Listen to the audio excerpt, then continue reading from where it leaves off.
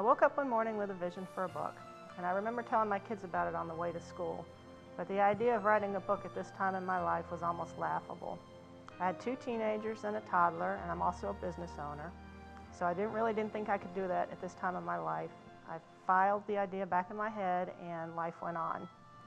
A few months later, during prayer time, the idea of the book came back to me, and it was so strong that I actually threw out to God, okay, if you want me to write this, just give me some sort of sign, give me a verse, give me anything. I didn't even complete that sentence when Psalm 45 popped into my head. I wasn't familiar with that, so I grabbed the Bible that was sitting at the table next to me and I looked it up. And I didn't have to read any further than the first line, which said, "My tongue is the pen of a ready writer." And God said to me in those few words, "This will be my tongue, your pen. If you make the quiet time to be with me in the next few months, I will give you the words to help you write this book."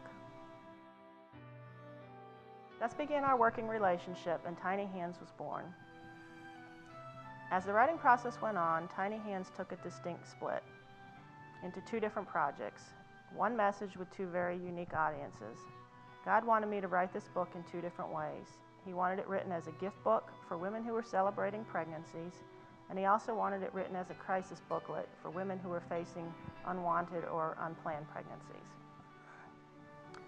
The inner text and the photos would be the same in both the book and the booklet, but there would be a unique introduction and conclusion for each.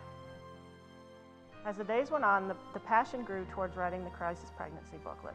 God began to pull something out deep from within me, something I wasn't ready to face. However, he kept telling me that this book was not going to go where I wanted it to go, and it was not going to go where he wanted it to go unless I was able to face the fact that I had had an abortion when I was 20 years old. Initially, I became defensive and defiant. This part of my life was officially buried, and I didn't want to go back there. It took weeks of the struggle and prayer time before I knew what I had to do, and that was tell the people that I loved the most. I firmly believe that forgiveness is instantaneous. I know exactly where I was when I was forgiven for the abortion. However, I believe that healing is a process. Even though I was totally forgiven 5 years ago, I still kept the secret buried. To be healed and set free, I would need to be able to talk about what happened 20 years ago. I now know that the best person to minister to someone who is hurting is someone who has been through a similar situation. And I knew God was going to use Tiny Hands' book to help reach women facing crisis pregnancies like the one I faced 20 years ago. God is not in the business of taking your wrongs and making them worse, but he wants to take them and make it better and use you to help others. So to break this chain over my life, I knew I had to tell my family. Link by link, the chain broke with each person I told. I was able to tell my husband and my 2 girls.